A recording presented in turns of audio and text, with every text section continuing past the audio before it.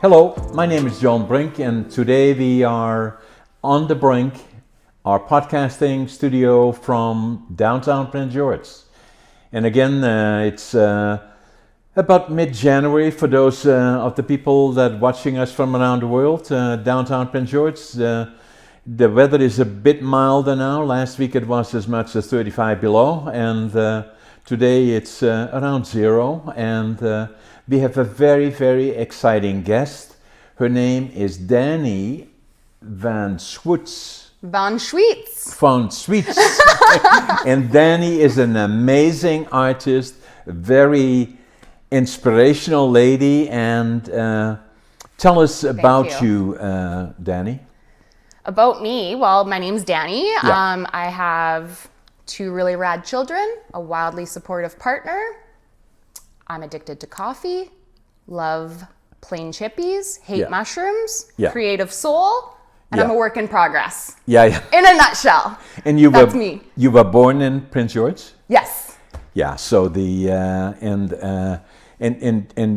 where did you start all the things that you're doing? And again, we have a number of pieces here around us, and we get to see some more as we go through our conversation. How did you start all of this? I think North Soul was created 5.5 years ago. Yeah. And my daughter Zoe was born 8 years ago. Yeah. So I think, to backtrack a little bit, in my late 20s, I think I was ready to level up my life. Yeah. And my 20s were a lot of fun. My girlfriends and I rocked our 20s, but it was not sustainable. Yeah. You so settled down. I was ready for it to do something bigger, but I didn't know what that was. Right. And then I met my partner, and then we had Zoe. And I think that sometimes when you have children, you really want to become like a better version of yourself. It changes everything. Yeah. Yeah. So she lit the spark inside of me. Yeah. But I didn't know what to do with that necessarily. What's her name? Her name's Zoe. Zoe. Yeah, and the spark wasn't enough anyways, right? You can feel something burning within you, but I think unless you're willing to put in a lot of hard work, it's not going to go anywhere regardless. Right. So I had this spark that Zoe gifted me, and then I started playing with my creativity again. Yeah.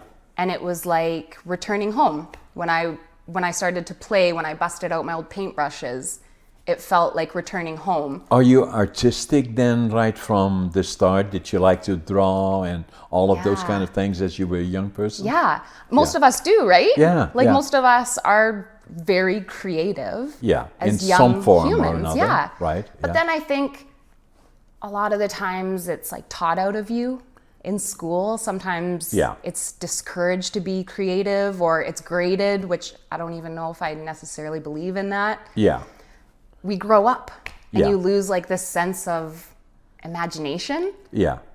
And you're kind of maybe pushed towards doing more adult things or mature things. Or make payments and all of a sudden build careers and all the things that people say you must do, right? You got to do when you grow up. Yeah. And not only that, but I mean, there were way less channels. There were no channels. Yeah. I mean, when I graduated high school, the thought of being an artist was still perceived as being a starving artist. Yeah. Whereas now, so many people have businesses where they unleash their creative selves in all sorts of different avenues. Yeah. So it's a lot more acceptable, I think, to do that. Right. But that doesn't mean that you don't have to work really hard to get where you want to be. Right. Yeah. And really, when I opened North Soul 5.5 years ago, it was in a very different place. Did you have a vision of what you wanted to do then? Yeah, but it was so different. Yeah. So, I mean, I was creating a lot of, I was upcycling furniture and a lot of growth charts for children. And it wasn't my full passion, but I was getting there. I was moving forward. And then actually my mother-in-law's bought me a miter saw. So prior to having a miter saw, all I had was a table saw. And when I got the miter saw, I just hit this sense of curiosity with it and started playing with it. Made a mountain piece. Was the attraction to wood or fiber or something like that, and then making artistic pieces out of that? Because, from looking at this and some of the other things that I've seen of you, they are so uniquely different from what I've seen before. Thank you. I really actually pride myself in that. Like, I feel like often we look at other artists, obviously, for inspiration, for sure, right? I mean, that's also normal. It's normal, and it's also like such a great part of the internet. You can go and you look at other pieces and you want to feel inspired. Well, sure. But often I find inspiration from maybe like a broader spectrum, and that's actually gotten deeper and deeper as I go along. So in the beginning, if I was building a mountain piece, I would look at the mountains. You call this a mountain piece? A mountain piece. Yeah. Yeah, this is a mini mountain piece. Yeah. So say if I wanted to do a mountain piece, I would look at mountains and build that. Yeah. Whereas now... As you see it. As I see it, but it was so much more obvious in the beginning. Yeah. But creativity begets creativity. So the more you use, the more you have. So instead now of looking at mountains, I still use nature as inspiration, but I'll probably use like the smell of grass. Or the feeling when you're walking through the forest. Right. Or the palette in the sky. Right. So that's what kind of creates this like uniqueness, I think, in my pieces. Right. Is that I feel these things and then I infuse them into my artwork and I experiment with different techniques, and I'm not trying to be like anybody else. I'm just trying to release what I have into something physical. You see, if I look at that, then it's just not only the design that you have to use the materials. It's wood, and it has to be, it has certain shapes to it, and it takes that, you have to virtually build it. Yeah. So I was trained as a furniture maker, and so I'm playing with wood and all that. I always loved wood. Yeah. And so, but then in your case here, so somehow you have to visualize the design and then find the species, I presume, and what colors they should have. Yeah. And then use your tools and make sure they are sharp so that everything you can... It's like I always have a plan when I go into the shop. Right. Which I have to because I have children. So you see it, right? I have to be organized. Yeah. Like, life is too busy not to be organized at this point. Correct. Even if it's organizing chaos, I'm a big time blocker. I have to have my lists. Right. So I always go into the shop now with a plan. Whereas when I first started, I only had one child. It was much more flowy. I would go in there. Now you have two? Now I have two, Zoe and Cruz. Two girls, boy, girl? Zoe's 8 and Cruz is 3. Yeah. Yeah. Yeah. So now when I go in there, it's not like before where I could kind of feel things out and go with the flow. Now I have to go in with a plan. Yeah. But the plan always starts here and ends here. Right. I think that's a big part of creating is just being able to be like, oh no, or like using, like you said, the physical materials. Like this wood doesn't make sense here, or this piece is too big to fit here. Right. So then you need to adjust your sails. Yeah. Yeah. So you already know what you're going to make in terms of projects going forward.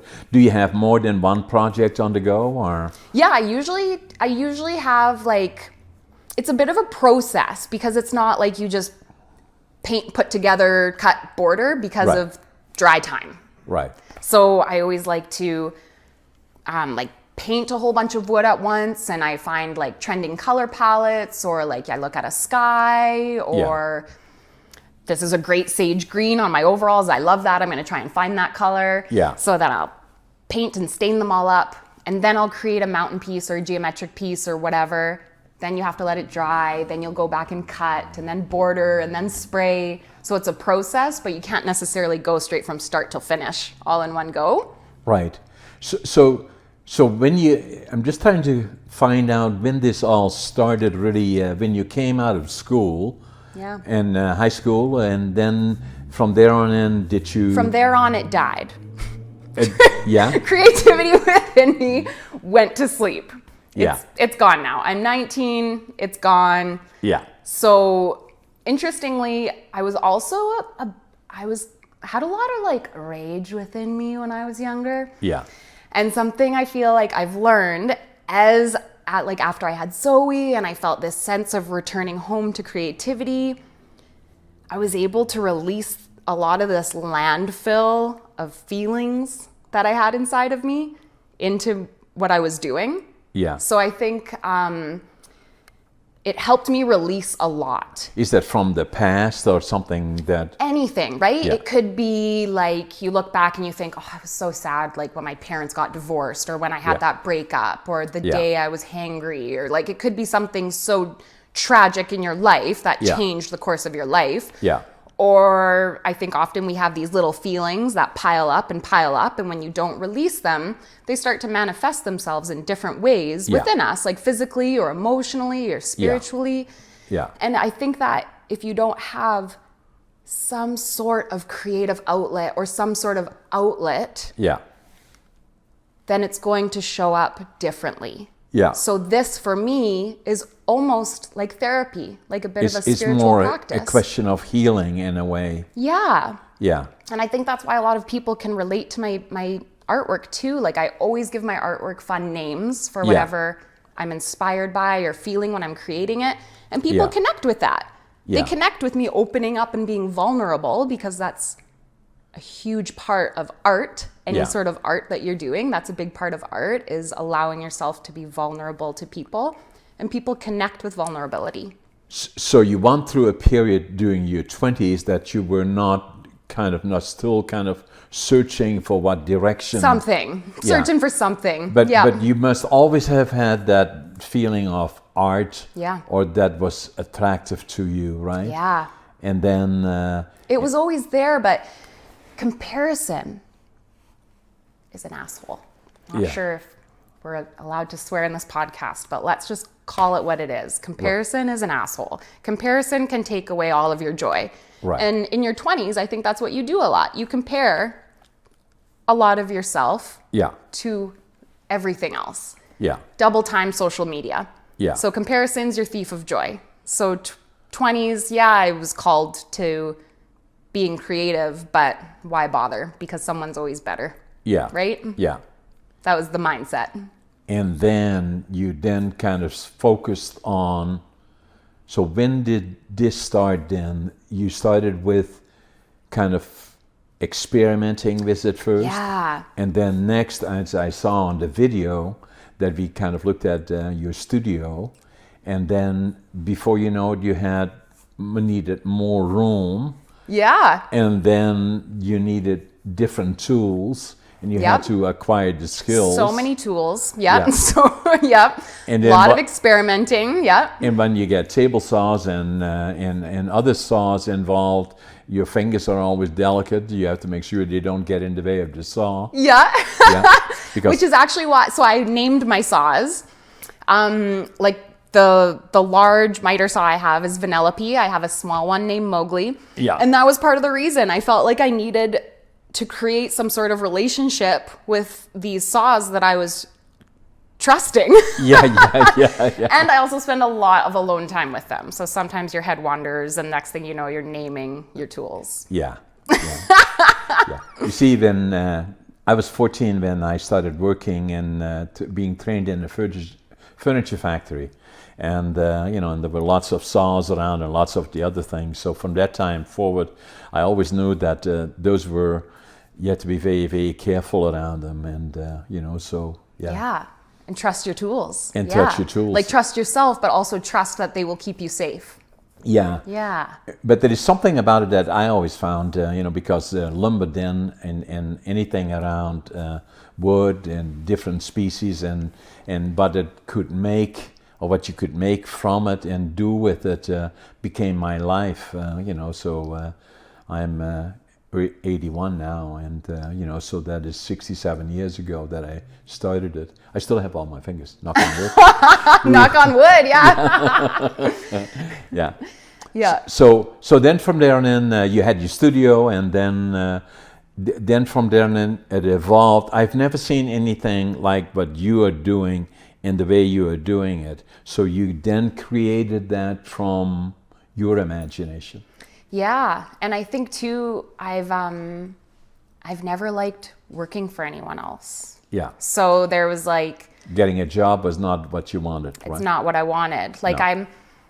It's not necessarily that I don't enjoy taking orders. I'm totally happy to do that if I'm outside of my lane and like my personality or expertise can help someone else with their expertise, then I'm happy to follow suit. Yeah. But as an umbrella statement, Yeah. I think there's a reason why they say entrepreneurial blood. Like it's something that's within you that makes you go to work at 9 o'clock at night after the kids have gone to bed. Yeah. Or I remember the first time, I don't do wholesale anymore, but I used to wholesale to a shop in Canmore. And I remember when they came to me and they asked me for a spreadsheet of all my prices for wholesale. Yeah. And at the time we had an awesome business in town called Playgrounds. Okay. And it was like an indoor play area for children. Yeah. And I remember going there and with Zoe, and Zoe played in the playground there for like 3 hours, 4 hours while I connected to their Wi-Fi and learned what wholesale is, what a spreadsheet is. Yeah. So there has to be something within you that's willing to do that instead of go play with your own friends or. Yeah. Yeah. So you kind of became already in your mind entrepreneurial, wanting to develop something unique for you. Yeah, for me, exactly. Yeah. Yeah. And you know, so then how did you get to this particular project then in terms of your style is so uniquely different from what I've seen before. Where did this all start? Or, you know, because obviously you've been very, very successful, because I know that from you know, the social media and from the pieces that you sell. There isn't much that you have not sold, and you probably got more demand than you can produce. They all seem to sell really quickly, and I think a big part of that is because of connection. Like social media, of course, has a very dark side, but it also has a really beautiful, nourishing side of connection. Yeah. Which is the heart, truly, of something like Instagram. That's the heart, is connecting people. Yeah. And we're so fortunate that, I mean, I feel like you, if anyone can push back on this statement, it's you. So feel free to fire back. But in this day and age, you don't have to have a degree in business to do business. No. So we're really fortunate that we can utilize something like social media in order for me to sell my artwork and connect with people. And yeah. And I don't have a degree in anything either. I know, that's why I say that. It's like I say this day and age, you don't need a degree, but I mean, how far did you make it in school? Grade 7. I failed 3 times. Unbelievable. Yeah, I failed grade 3, and nobody fails grade 3. How do you fail grade 3? I have no idea, you know, so, but I did. And then I failed grade 7 3 times. Oh my gosh. And then they said, that's enough. So then you're not going to make it. No. So the question then was that, you know, do we send them to the mentally challenged school, or do we get them a job? And you know, so then, and I love my parents, and they passed away now, but those were the things that then people were dealing with. And fortunately, my dad said, no, we're gonna.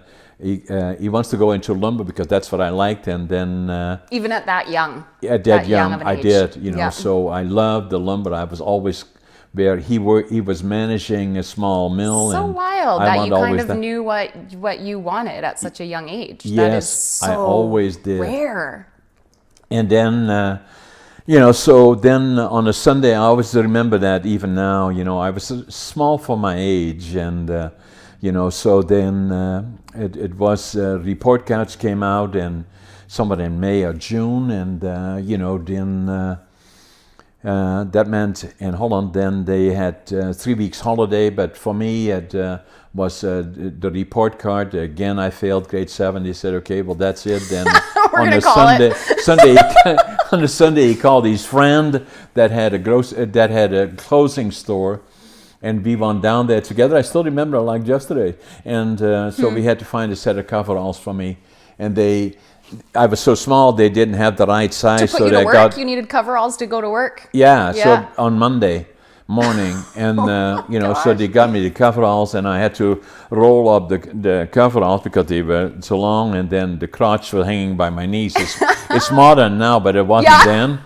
It didn't look cool. The drop crotch, yeah. Yeah, and so that's how I wanted to work in the furniture factory. Oh my gosh. And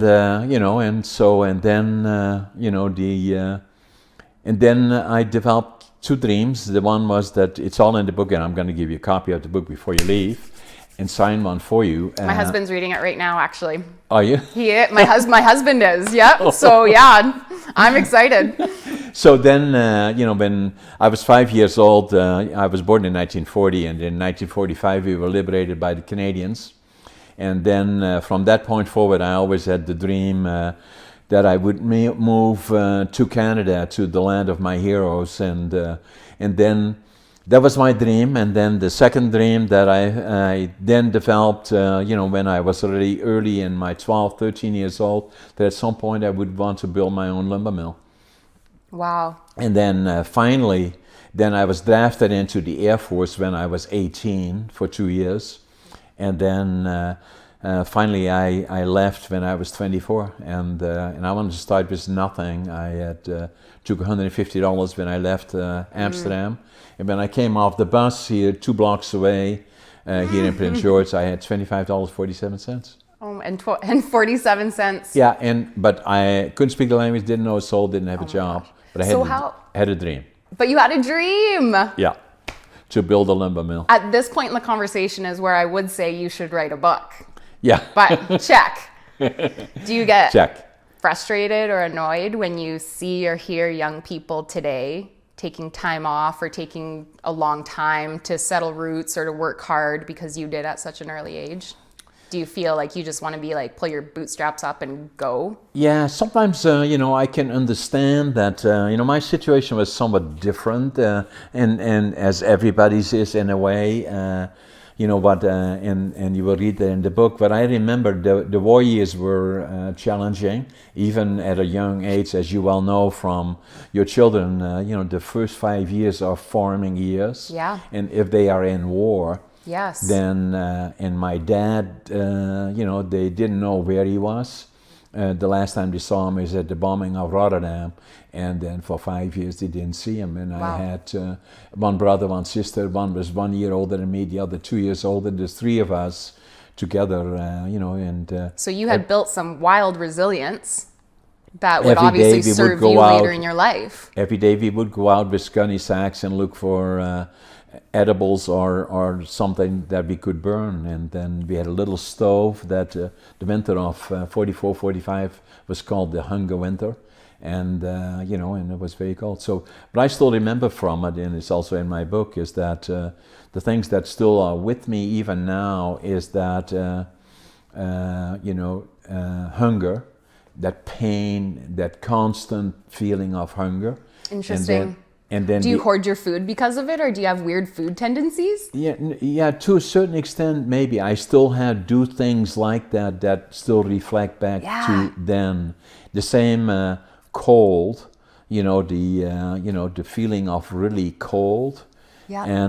And then the other one was anxiety, because there was always pressure, planes overhead, and fighting and all of that, Wow, so yeah. Stayed with me. So so that was part of it, PTSD in a way, and then the other one was, the inner child effect in a sense, and then when I was 58 years old, I believe, when I found a book that I was reading, and books on fourth here, and I don't read too many books, and I was picking this book up and I was looking at it, and it said driven by distraction. I thought, what is it? So, and as I went through it, was about ADHD, and I read it in the first pages, and I said, that is me. And it is, so I'm a classic case of ADHD. And, I found out then when I was 58 years old. And I went through it, and I said that, so then I started checking on Google. Even then, did the questionnaire. Out of 20, I checked off 19.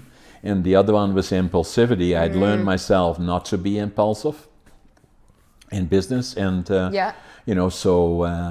that then became part of it. And I'm writing a book right now that will come out in June. And it's about ADHD, actually. How you've channeled it and kind of harnessed it, do you feel? Oh, yeah, there's no question about it. Yeah. Now you're ready to share how you harnessed it. And that's precisely the point that I was going to make to you, is saying that I love to interact with younger people in particular, or any age, about talking about those kind of things, and then the effects that it may have on your life, like may it be PTSD, or because of the experiences that you had, and you relate to some in that you had maybe in the past, and that then then at 58 I found out really. I wrote in there because there was still stigma, even today still stigma. Yeah. So I wrote in that I bought that book, went through it, read more, and then I wrote in Dutch in it. And now I finally know who I am. So and powerful. And so now I talk about that a lot more. But even then, it affected me for a long time in terms of knowing that still having challenges with that, in terms of saying like. I failed in grade 3, didn't fail in grade 7, then I failed. But unfortunately, they didn't know how to deal with it then, but now they are more capable of dealing with those that are affected by PTSD or ADHD. And I think like as a community, as a culture, everyone's becoming just so much more aware. Exactly. Everyone's becoming so much more empathetic too. Exactly. Understanding where things started. Exactly. And hence entrepreneurship and all the other things that to me, the foundation on my life has always been, even then when I was going through the challenges, I'm very comfortable being alone, a bit of a loner, but at the same time being quite interactive. I can be. I call myself an introverted extrovert. Me too. Totally. That's what I am. And then the foundation is, and what I say is attitude, avoid the negative, passion, find your passion as you have, as I have, and then work ethic, and what follows is success. Yeah. And and I always try to communicate that to younger people in particular as they're searching for directions to go. Well, and you know what is interesting though, John? Like I feel like I'm gonna push back on you for a minute. Yeah. Find your passion. Yeah. I feel like that statement isn't necessarily a productive one. Right. It's something I actually learned from an author. Her name's Elizabeth Gilbert. And the problem I feel with finding your passion is that it's daunting. Right. And sometimes it's overwhelming if you don't know what your passion is. Right. Somebody tells you find your passion and you're like, well, how do I do that? Like you knew what your passion was when you were 12. A tween. Yeah. Yeah.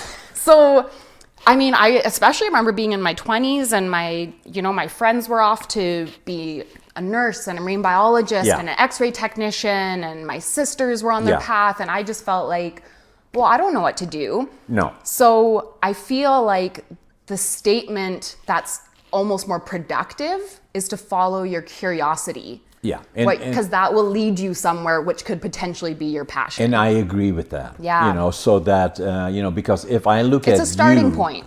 Yeah. And if I look at you and the things that you've done, you've been immensely successful as an individual, as a person, and the things that you do, which is art and it's unique, and you have and just sitting here and interacting with you, you have self-confidence. You know who you are. You know what you want. You know how you go there. And those are all qualities that are unique to an individual, that gives them then the capacity to go out and create whatever that may be. Yeah, it does give you that capacity. Yeah. And I think also in, being an entrepreneur, you have to have a certain sense of capacity for failure, like the opposite, right? Like you have to have some sort of capacity to hold discomfort. It's critical, because in order to become strong, you have to fall, dust off, start over again and over again and over again. The ego takes a lot of hits. Yeah. A lot of hits. Yeah, and so that's all part of the process, so I think it is part of the process. I think it makes you better, because now it takes some fear away. Yeah.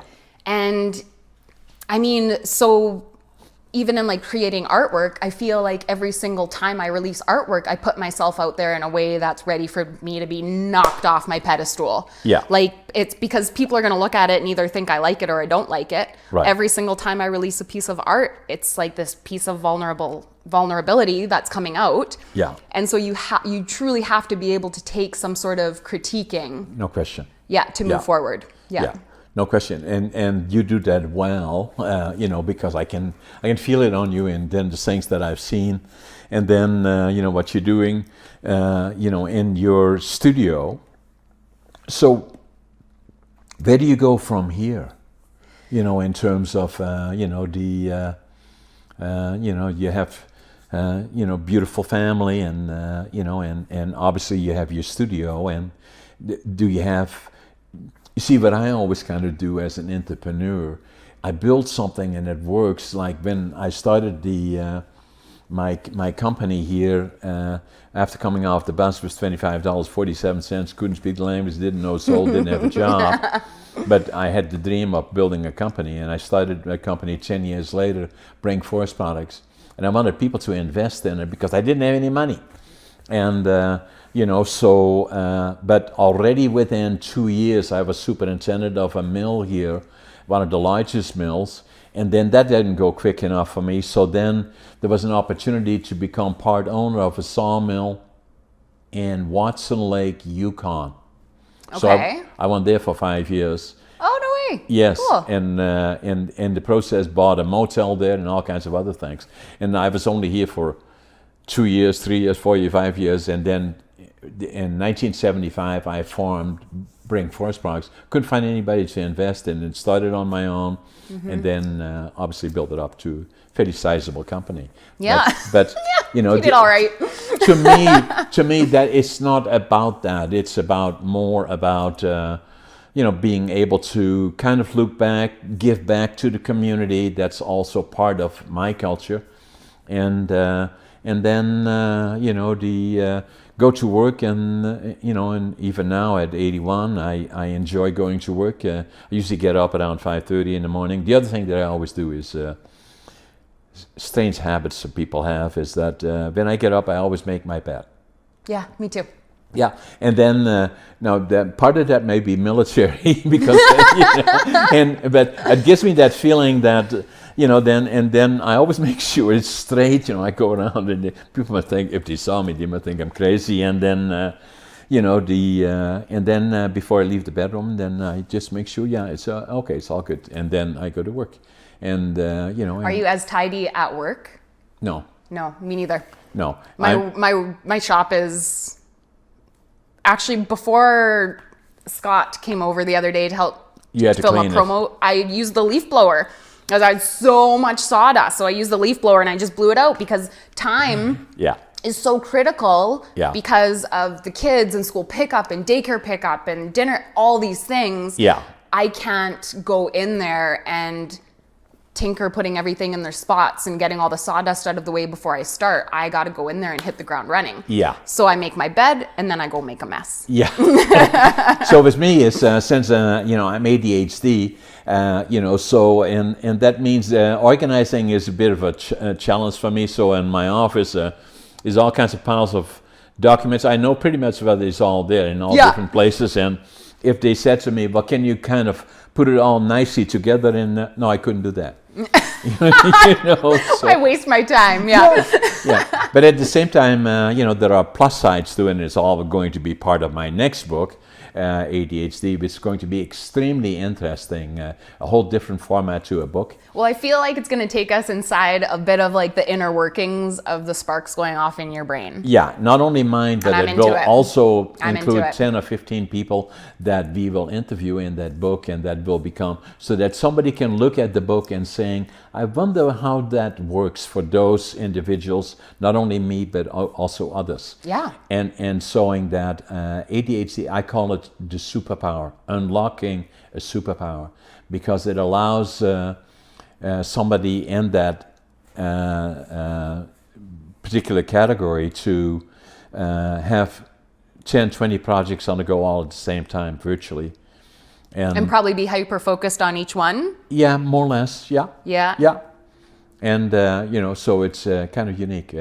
But again, an interesting project. Yeah. Yeah. I love that. Should be out in June, I believe. Writing is your creative outlet. I like it, yeah. Yeah. Yeah. Yeah, you never know where creativity is going to manifest, like we were saying. So now, coming down, now you're doing this, and that's already where I was going earlier, is saying, I always have a tendency of wanting to say, okay, well, now we should build a bigger plant, because now you have to do more than just a few. Now you have to produce more of them. That's not it, right? Is it?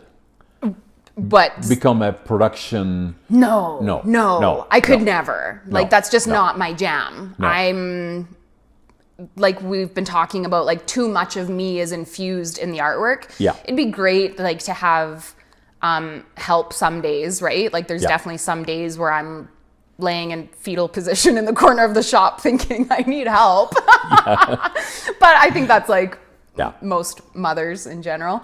But I want to continue to do what I'm doing, but it's difficult. Okay, let me start here. I'm at a point right now where I'm reaping the benefits of how hard I have worked for the last 5 years. Yeah. And I do feel like in this chapter that I'm in right now, I'm able to enjoy it. Yeah. And I don't want to grind it away to the point that I miss out on the celebrations. Right. Tonight, I'm going to go home and have a glass of wine and be like, oh my God, I just had the best conversation with John Brink. Like, I want to celebrate these things. I want to be present. Yeah. So I'm in this chapter where I don't want to continue to grind out my present. Right. It's also a little bit difficult for me to look at the future with where I want to go with North Soul because of the kids. When I started North Soul, Zoe was only 2 years old. Yeah. And now Cruz is only 3 years old. Yeah. So I've always been in this juggle of balancing motherhood and myself and entrepreneurship and artwork. And it's hard for me to even imagine a place where both the kids are in school. Yeah. Like, that just seems, I just can't imagine when Cruz is in school having 5 days a week. It's hard for me to mentally get there and imagine what I want to do when I have that additional time. Yeah, because that's going to happen before you know it, right? I guess. They grow up quick. They grow up. Yeah. I keep feeding them. They keep growing. It's crazy. I have 2 daughters, and I look back and I say, oh my God, what happened? What happened? And then they have kids, which is beautiful, but it happens all so quickly, right? Yeah. And I include them as much as I can. I love including them in this. I think it's so important for them to see how hard I work. And ironically, I often feel, I have these moments where I'm like, I should just quit. Like, it would just be easier to not do this and be with the kids. And the reason I don't do that is because of the kids. Yeah. I don't want to put that burden on them that they've destroyed my dreams. Yeah, no. I don't want them to grow up and think, oh my God, Mom never followed her dreams because of us. Yeah. So they keep me going. Yeah. I try to encourage them to be creative wherever I can, just like my dad did with me when I was quite young, about Zoe's age. Yeah. My dad, he was a bodybuilder and he judged bodybuilding and he owned gyms. And so we were always in the gym. And so he would go to the gym every night after school. I lived with my dad growing up when I was young. And eventually the staff at the gym started to realize that rather than like lifting tiny weights with dad, I always brought my colors. Yeah. So they put a table in the corner of the gym for me with colors and paper. Yeah. So dad always really encouraged that. My mom was like wildly liberating with like paint on the walls, what makes you feel alive, like live boldly, question everything. Like she was always just loud and proud and wanted you to be the same. And so I want to do that with my kids too and encourage them to be creative and follow their dreams. And so it's hard. It's no joke, this motherhood and being in business and all that, but it leads you really beautiful places. Yeah. Yeah. So your dad was inspiring to you in one way and your mom in another way, right? Oh my gosh. Like they, yin and yang. How they were together, I don't know, but it was awesome. Like what they both brought to my table as a human. Yeah.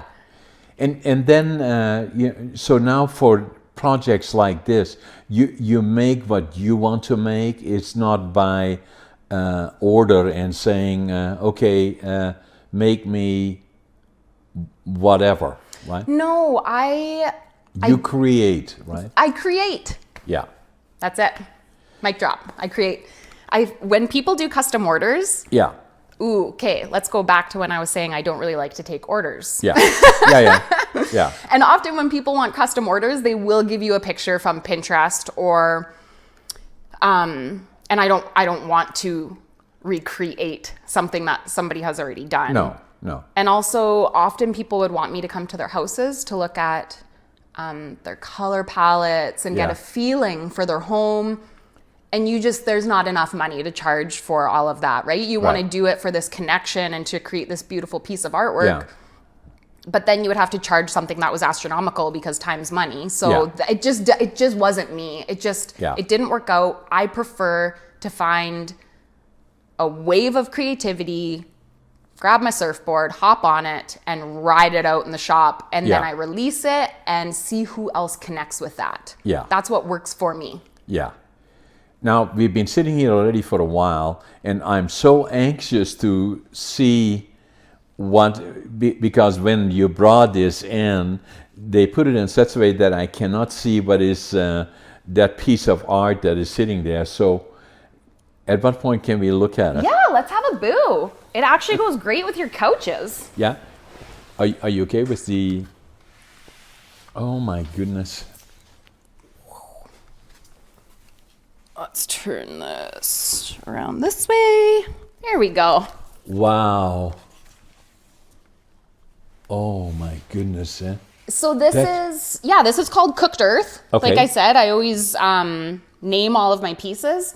And actually the reason I named it Cooked Earth was because it's different shades of terracotta. And that's what terracotta means, is baked earth or cooked earth. Right. And so this is obviously a geometric piece. But this will give you a little taste. Is that something you just made? Yeah, it's just something that flowed through my hands.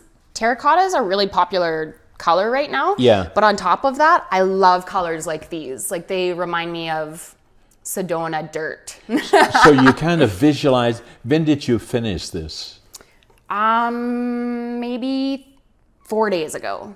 And so you had the idea in terms, because distinctly bigger than this, and then you kind of visualize, it's not something that somebody said, make it for me. No. So the mini ones, like I was saying, I usually only do mini ones around the holidays because they're so great for gifts and you can have a lot of fun with colors. Right. So the mini ones are not in the usual inventory. Okay. But this is usually the most common size. It's 4 feet by 2 feet and it's like this sweet spot of a size. Like it just seems to work in any rooms or office. It always seems to be the money spot.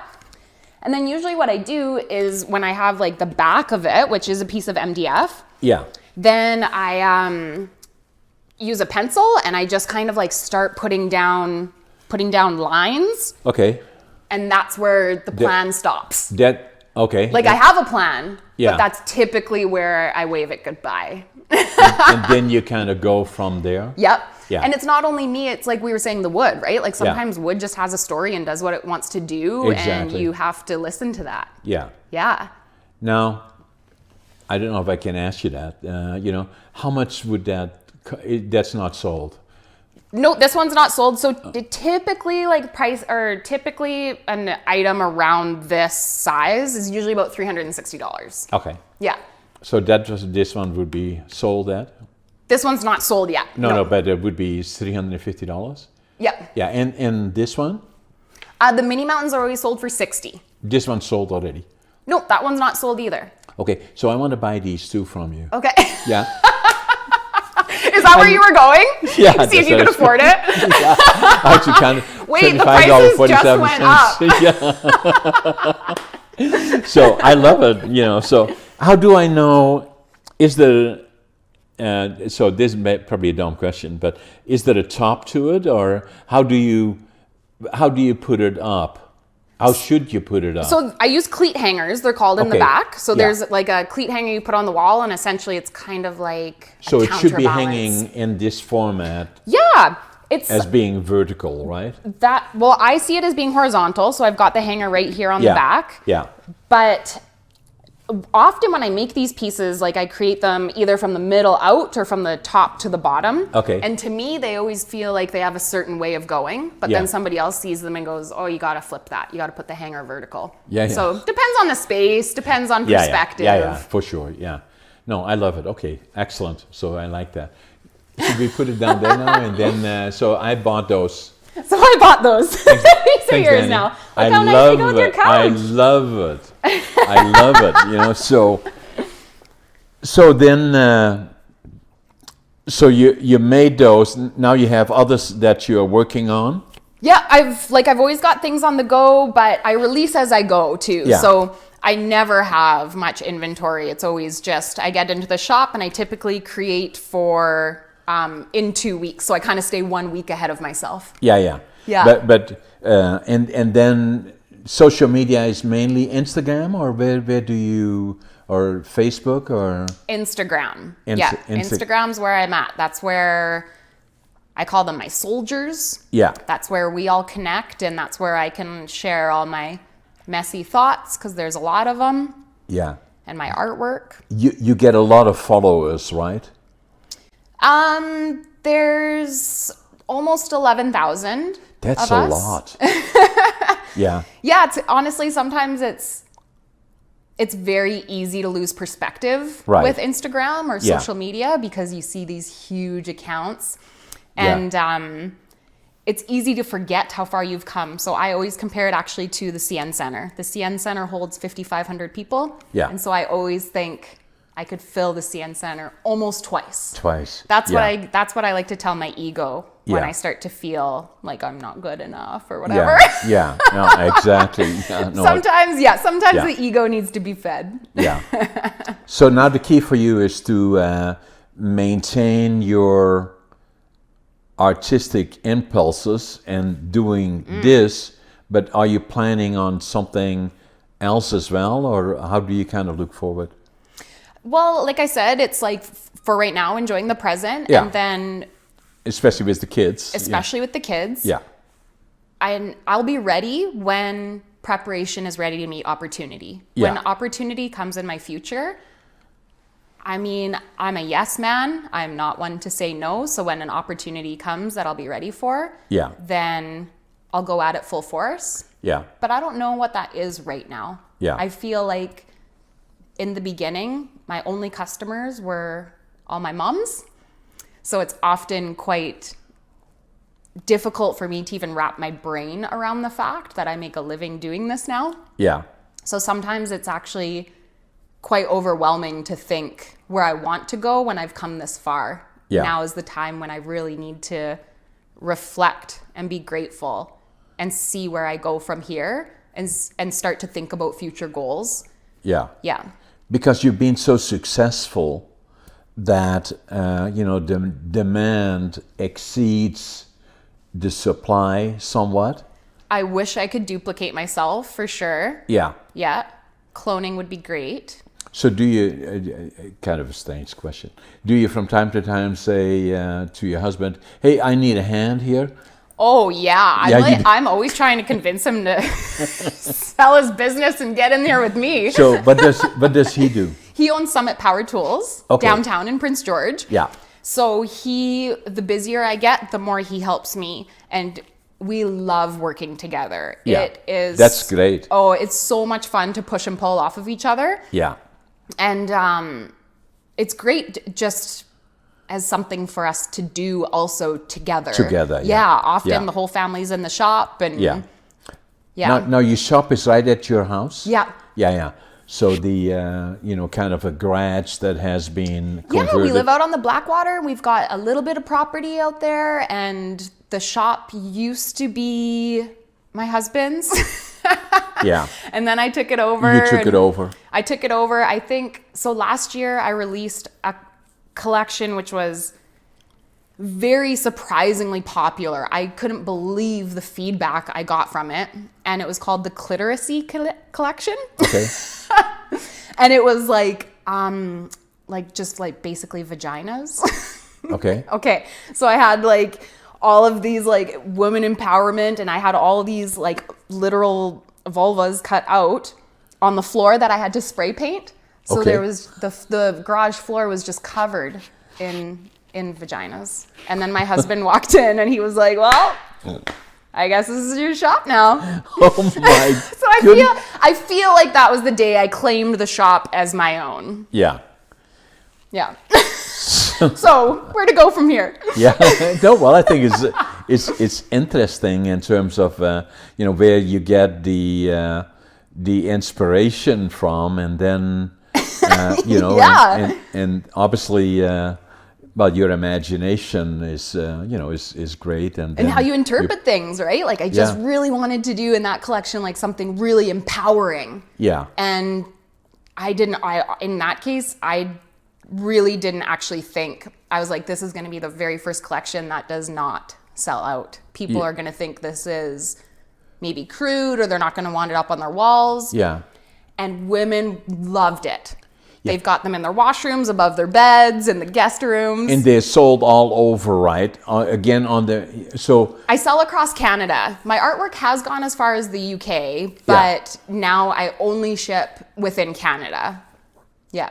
A particular reason for that, or? Shipping costs. Shipping costs. It's wildly stressful to pack up a 4 foot by 2 foot piece of your artwork that, as I've been explaining, you infuse your soul into, and then you have to bubble wrap it and ship it. Yeah. That's that's a panic attack on its own. Yeah. And then the shipping costs are atrocious when you start to leave Canada. Yeah. Yeah. So that and Canada, also North America. Oh yeah, shipping to the United States, the shipping is almost as much as the artwork. Yeah. So for me, it makes sense. It just makes sense to focus on keep Canada. it here. Yeah. So interesting. A little bit about your dad, and obviously that you may know from my book is I've been quite active in the competing and bodybuilding. Yeah. And so is your dad? Is he still around? Is he still? Yep, he lives in Kelowna, and him and his wife Patty are still teaching fitness down there. They've retired several times, and they just keep wanting to lift, so they keep opening gyms. Yeah. I always say my dad never taught me how to change a tire. He taught me how to deadlift. Yeah. So he's still active in the gym, and Oh yeah. It's a pillar of who he is. Yeah. Yeah. He's a very spiritual man, and he's very into physical health, and I don't know if I know him or not from Prince George then. Yeah, well, you kind of remind me of him. I think that's why I have a level of comfort with you off the get-go. Oh, yeah. Oh, yeah. I could visit and chat with you all night because there's a level of comfort there. You kind of look like him even. Oh, my goodness. Yeah. Thank you. Anything else you want to talk about? where I think it's right away when I saw the art, and this one also so unique. Does this one have a name too? I don't typically name the mini mountains because they are for markets over the holidays. Okay. So I'll usually produce a lot of them, and that's too much. Like over the market season, it'd be too difficult. Yeah. So I usually do artisans in the greenhouse for the last 2 years at Okay. Art Naps. So last year I sold 43 pieces of artwork. Yeah. In a couple of hours or whatever. Yeah. So I couldn't possibly name every single piece. No. Yeah. No. Excellent. I really enjoyed that, and This was awesome. What's your final piece of advice for me? 81-year-old man to a 35-year-old girl. What's your piece of advice for me? What are you leaving me with? I believe honestly, Dani, you're an amazing lady. I like the spirit that comes out of you, the enthusiasm, and what you do. And my advice would be to do precisely what you're doing right now. You're very, very fortunate. You have a beautiful family, and you have all the things. But the key is, as I said before, attitude. Is extremely important.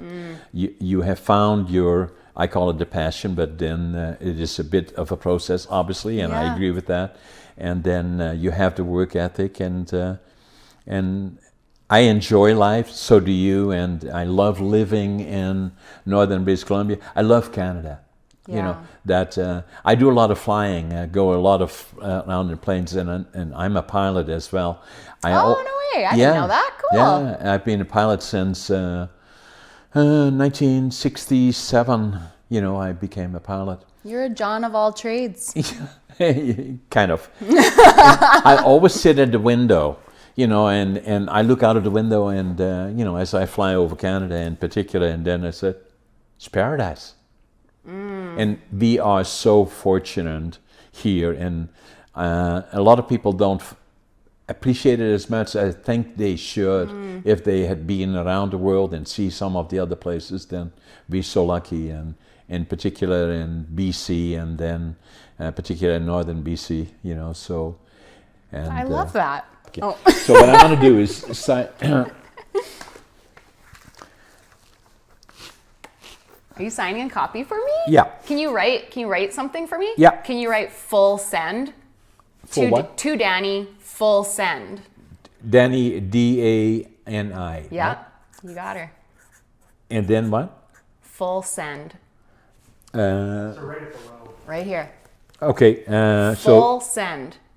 We'll talk about that after. I'll tell you what that means. Okay, how do I spell it? Your life. F-U-L-L. F or U? For F? F-U.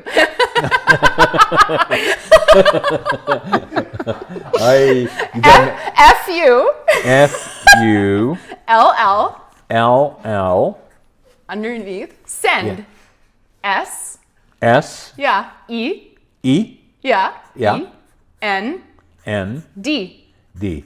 Full send. That means give it all you got. Full send. Oh, I like Full it. Full send. I like it. Use it all. You should use it all the time. It could be your tagline. Thank you. Can I write here all the best? Yeah.